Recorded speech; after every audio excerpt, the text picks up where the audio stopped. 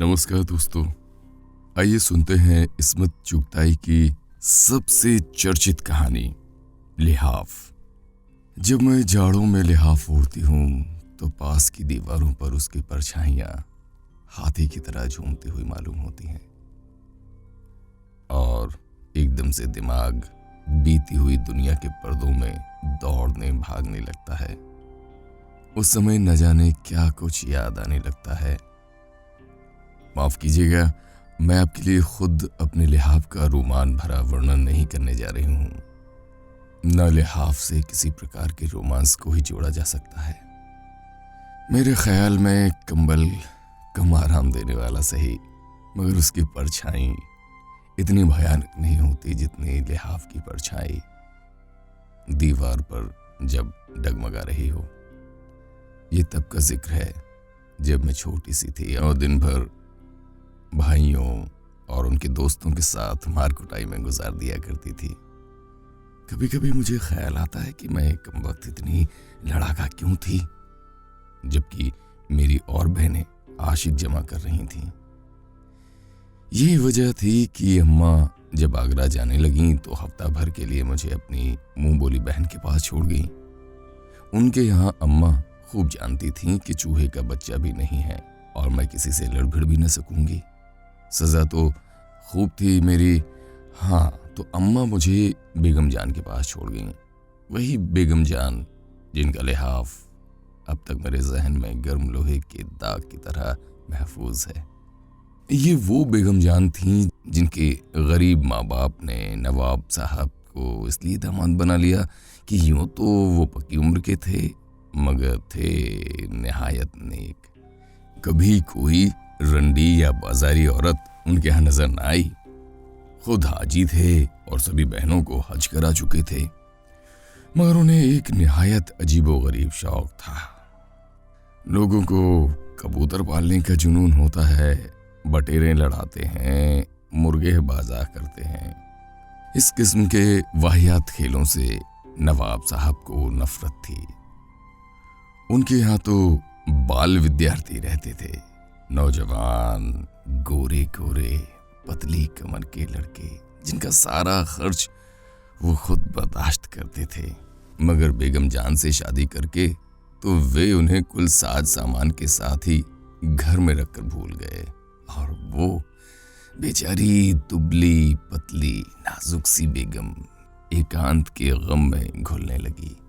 न जाने उसकी जिंदगी कहाँ से शुरू होती है, वहां से जब वो पैदा होने की गलती कर चुकी थी, या वहां से जबकि बेगम बनकर आई और छपर खट पर जिंदगी गुजारने लगी, या जब से नवाब साहब के यहाँ लड़कों का जगहोर बंधा। उनके लिए मुर्गन हलवे और लजीज खाने जाने लगे और बेगम जान दीवान खाने की दराजों में से लचकती कमरों वाले लड़कों की चुस्त पिंडलियां और इत्र में डूबे बारीक शबनम के कुर्ते देख देख कर अंगारों पर लौटने लगी। या जब वो मिन्नतों मुरादों से हार गईं, चिल्ले बंधे और टूट के और रातों का वजीफ पढ़ना भी चित्त हो गया। कहीं पत्थर में भी जोंक लगती है। नवाब साहब अपनी जगह से टस से मस न हुए। फिर बेगम जान का दिल टूट गया और उन्होंने इल्म की तरफ ध्यान दिया, लेकिन यहां भी उन्हें कुछ ना मिला। इश्किया नॉवल और रोमांटिक शेर पढ़कर भी पस्ती छा गई।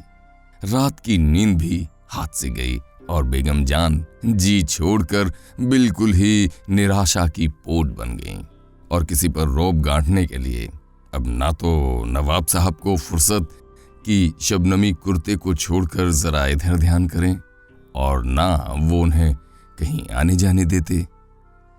जब से बेगम जान ब्याह कर आई थीं, रिश्तेदार आकर महीनों रहते और चले जाते, मगर वो बेचारी कैद में रहती। इन रिश्तेदारों को देखकर उनका भी खून जलता था कि सबके सब मजे से माल उड़ाने, उम्दा घी निबलने, जाड़े का साजो सामान बजवाने को मरते हैं और वो बावजूद नई रुई के लिहाफ के बड़ी सर्दी में अकड़ी जाती है।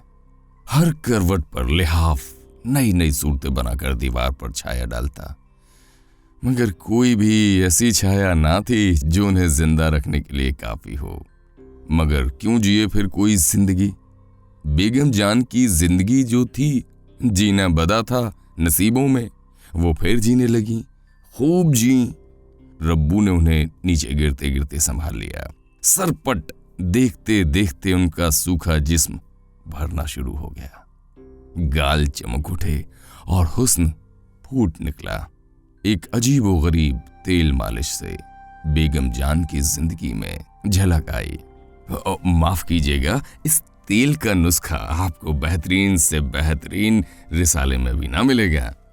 जब मैंने बेगम जान को देखा तो वो 40-42 की होंगी।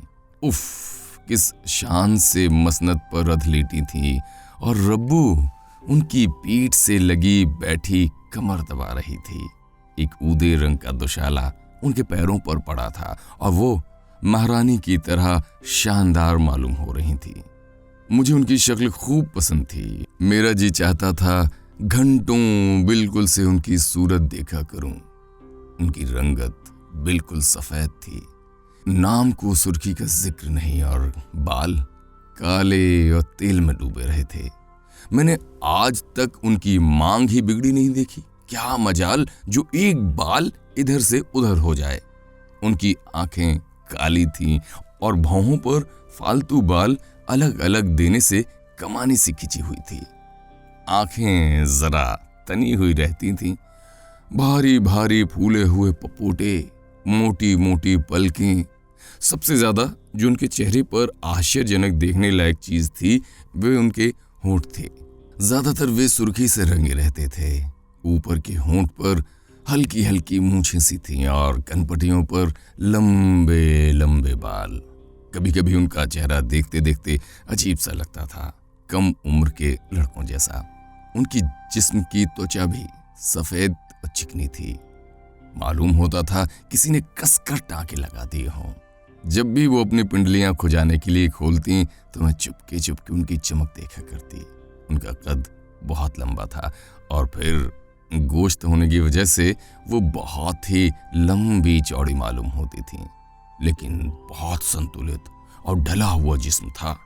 बड़े बड़े चिकने और सफेद हाथ, सुडौल कमर। तो रब्बू उनकी पीठ खुजाया करती थी, यानी घंटों उनकी पीठ खुजाती।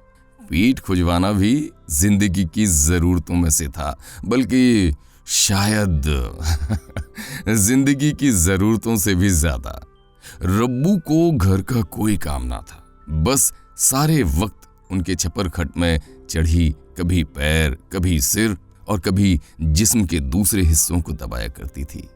कभी तो मेरा दिल बोल उठता, जब देखो रब्बू कुछ न कुछ दबा रही है या मालिश कर रही है। कोई दूसरा होता तो न जाने क्या होता। मैं अपनी कहती हूँ, कोई दूसरी छुए भी तो मेरा जिस्म तो सड़ गल कर खत्म हो जाए। और फिर वो रोज रोज की मालिश काफी नहीं थी। जिस दिन बेगम जान नहाती, या अल्लाह, बस 2 घंटा पहले से तेल मालिश और खुशबूदार उपटनों की मालिश शुरू हो जाती, और इतनी होती कि मेरा तो ख्याल से ही दिल टूट जाता। कमरे के दरवाजे बंद करके अंगीठियां सुलगती और चलता मालिश का दौर। प्रायः सिर्फ रब्बू ही रहती, बाकी की नौकरानियां बुड़बुड़ाती और दरवाजे पर से ही जरूरतों की चीजें देती जाती। हाँ, बात ये थी कि बेगम जान को खुजली का मर्ज था। बेचारी को ऐसी खुजली होती थी कि हजारों तेल और उपटने मले जाते, मगर खुजली थी कायम।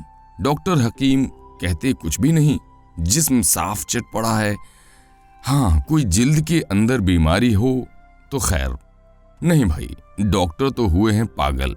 कोई आपके दुश्मनों को मर्ज है, अल्लाह रखे खून में गर्मी, रब्बू मुस्कुरा कर कहती और महीन महीन नजरों से बेगम जान को घूरती रहती।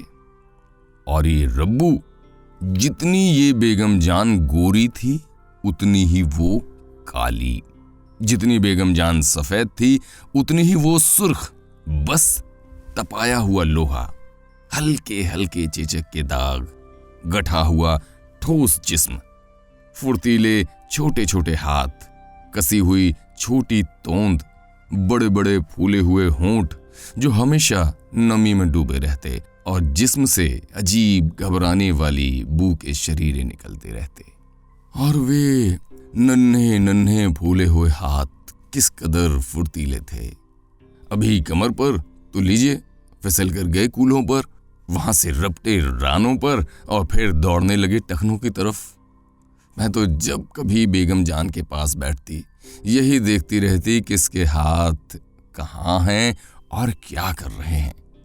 गर्मी जाड़े बेगम जान हैदराबादी जाली कारगे के कुर्ते पहनती, गहरे रंग के पायजामे और सफेद झाग से कुर्ते, और पंखा भी चलता हो फिर भी वो हल्की धुलाई जरूर जिस्म पर ढके रहती थीं। उन्हें जाड़ा बहुत पसंद था। जाड़े में मुझको उनके यहाँ अच्छा मालूम होता। वो हिलती जुलती बहुत कम थीं, कालीन पर लेटी हैं, पीठ खुज रही है, खुश्क मेवे चबा रही हैं और बस रब्बू से दूसरी सारी नौकरानियां खार खाती। चुड़ैल बेगम जान के साथ खाती, साथ उठती बैठती और माशाअल्लाह साथ ही सोती थी। रब्बू और बेगम जान आम जलवों और महफलों की दिलचस्प बातचीत का विषय थी। जहां उन दोनों का जिक्र आया और कह कहे उठे, लोग ना जाने क्या क्या चुटकुले गरीब पर उड़ाते, मगर दुनिया में किसी से मिलती ही ना थी। वहां तो बस वो थीं और उनकी खुजली। मैंने कहा कि उस वक्त मैं काफी छोटी थी और बेगम जान पर फिदा। वो भी मुझे बहुत प्यार करती थीं। संयोग से अम्मा आगरा गईं। उन्हें मालूम था कि अकेले घर में भाइयों से मार पिटाई होगी, मारी मारी फिरूंगी, इसलिए वो सप्ताह भर के लिए मुझे बेगम जान के पास छोड़ गईं। मैं भी खुश और बेगम जान भी खुश। आखिर को अम्मा की मामी बनी हुई थी। सवाल ये उठा कि मैं सोऊं कहाँ। कुदरती तौर पर बेगम जान के कमरे में, इसलिए मेरे लिए भी उनके छपर खट से लगाकर छोटी सी पलंगड़ी डाल दी गई। 10-11 बजे तक तो बातें करते रहे, मैं और बेगम जान चास खेलते रहे और फिर मैं सोने के लिए अपने पलंग पर चली गई। और जब मैं सोई तो रब्बू वैसी ही बैठी उनकी पीठ खुजा रही थी। नामाकूल कहीं की। मैंने सोचा, रात को मेरी एकदम से आंख खुली तो मुझे अजीब तरह का डर लगने लगा। कमरे में गुप अंधेरा और उस अंधेरे में बेगम जान का लिहाफ ऐसे हिल रहा था जैसे उसमें हाथी बंद हो। बेगम जान, मैंने डरी हुई आवाज निकाली। हाथी हिलना बंद हो गया, लिहाफ नीचे दब गया। क्या है, सो रहो, बेगम जान ने कहीं से आवाज दी। डर लग रहा है, मैंने चूही की सी आवाज में कहा। सो जाओ, डर की क्या बात है, आयतुल कुर्सी पढ़ लो। अच्छा, मैंने जल्दी जल्दी आयतुल कुर्सी पढ़ी, मगर या अल्लाह, या लमू माबीन पर आकर हर बार अटक जाती, जबकि मुझे इस वक्त पूरी आयत याद है। तुम्हारे पास आ जाऊं बेगम जान? नहीं नहीं नहीं बेटी, सो रहो, जरा सख्ती से कहा और 2 आदमियों के खुसर फुसर करने की आवाज सुनाई देने लगी। हाय रे, ये दूसरा कौन है? मैं और भी डरी। बेगम जान, बेगम जान, चोर वोर तो नहीं है? सो जाओ बेटा। कैसा चोर? रब्बू की आवाज आई। मैं जल्दी से लिहाफ मुंह पर डालकर सो गई। सुबह सवेरे मेरे दिमाग में रात के खौफनाक नजारे का ख्याल भी न रहा। मैं हमेशा की वहमी रही हूं। रात को डरना, उठ उठ कर भागना और बड़बड़ाना तो बचपन में रोज ही होता था। सब तो कहते थे मुझ पर भूतों का साया हो गया है, इसलिए मुझे ख्याल भी न रहा।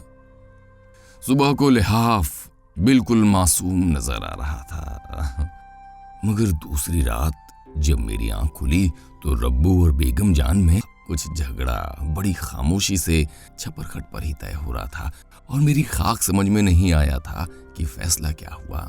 रब्बू हिचकियां लेकर रोई और फिर बिल्ली की तरह सपड़ सपड़ रकाबी चाटने जैसी आवाजें आने लगी। उफ, मैं तो घबरा कर सो गई। आज रब्बू अपने बेटे से मिलने गई हुई थी। वो बड़ा झगड़ालू था। बहुत कुछ बेगम जान ने किया, उसे दुकान करवाई, गांव में लगाया, मगर किसी तरह मानता ही ना था। नवाब साहब के यहाँ कुछ दिन रहा, खूब जोड़े जामे भी बने, पर ना जाने क्यों ऐसा भागा कि रब्बू से मिलने भी ना आता था। इसलिए रब्बू भी मजबूर हो गई। सारा दिन बेगम जान परेशान रहीं। उनका जोड़ जोड़ टूटता रहा। किसी का छूना भी उन्हें ना भाता था। उन्होंने खाना भी ना खाया और सारा दिन उदास पड़ी रहीं। मैं खुजा दूं बेगम जान? मैंने बड़े शौक से ताश के पत्ते बांटते हुए कहा। बेगम जान मुझे गौर से देखने लगी। मैं खुजा दूं? सच कहती हूं। मैंने ताश रख दिए। मैं थोड़ी देर खुजाती रही और बेगम जान चुपकी लेटी रहीं। दूसरे दिन रब्बू को आना था, मगर वो आज भी गायब थी। बेगम जान का मिजाज चिड़चिड़ा होता गया। चाय पी पी कर उन्होंने सिर में दर्द कर लिया। मैं फिर खुजाने लगी उनकी पीठ, चिकनी मेज की तख्ती जैसी पीठ। मैं हौले हौले खुजाती रही। उनका काम करके कैसी खुशी होती थी। जरा जोर जोर से खुजाओ, बंद खोल दो। बेगम जान बोली, उधर आए, हाँ शाने के नीचे, अरे जरा शाने के नीचे। हाँ हाँ, वाह वाह भाई वाह, हाँ हाँ हाँ। वो सुरूर में ठंडी सांसें लेकर इत्मीनान जाहिर करने लगी। और उधर हालांकि बेगम जान का हाथ खूब जा सकता था, मगर वो मुझसे ही खुजवा रही थी और मुझे उल्टा गर्व हो रहा था। तुम यहाँ उई, तुम तो गुदगुदी करती हो, वाह। वो हंसी। मैं बातें भी कर रही थी और खुजा भी रही थी। तुम्हें कल बाजार भेजूंगी, क्या लोगी? वो सोती जागती गुड़िया? नहीं बेगम जान, मैं गुड़िया नहीं लेती। क्या बच्चा हूं अब मैं? बच्चा नहीं तो क्या बूढ़ी हो गई? गुड़िया नहीं तो बबुआ ले लेना, कपड़े पहना दो, मैं दूंगी तुम्हें बहुत से कपड़े। सुना? उन्होंने करवट ली। अच्छा, मैंने जवाब दिया। इधर उन्होंने मेरा हाथ पकड़कर जहां उन्हें खुजली मालूम होती वहां मेरा हाथ रख देती और मैं बेख्याली से बबुए के ध्यान में डूबी मशीन की तरह खुजाती रही और वो लगातार बातें करती रहीं। सुनो तो, तुम्हारी फ्रॉकें कम हो गई हैं, कल दर्जी को दे दूंगी कि नई सी लाए। तुम्हारी अम्मा कपड़े दे गई है, वो लाल कपड़े की नहीं बनवाऊंगी, खराब लगता है। मैं बकवास कर रही थी और हाथ ना जाने कहां से कहां पहुंच गया। बातों बातों में मुझे मालूम भी ना हुआ। बेगम जान तो चित लेटी थी। अरे, मैंने जल्दी से हाथ खींच लिया। कोई लड़की देख कर नहीं खुजाती, मेरी पसलियां नीचे डालती है। बेगम जान शरारत से मुस्कुराई और मैं झेंप गई। इधर आकर मेरे पास लेट उन्होंने मुझे बाजू पर सिर रखकर लिटाया। अरे हाय, कितनी सूख रही है, पसलियां निकल रही हैं। उन्होंने मेरी पसलियां गिननी शुरू कर दी। मैं मुनमुनाई, हुई तो मैं क्या खा जाऊंगी? कैसा तंग स्वेटर बुना है, गर्म बनियान भी नहीं पहना तुमने। मैं कुलबुलाने लगी। कितनी पसलियां होती हैं, मैंने स्कूल में याद की हुई हाइजीन की मदद ली, वो भी ऊट पटांग। हटाओ तो हाथ, हाँ 1 2 3। मेरा दिल चाहा किसी तरह भागूं और उन्होंने जोर से भींचा। मैं मचल गई। बेगम जान जोर जोर से हंसने लगी। अब भी जब उनका उस वक्त का चेहरा याद करती हूँ तो दिल घबराने लगता है। उनकी आंखों के पपोटे और वजनी हो गए, ऊपर के होंठों पर स्याही फिरी हुई थी।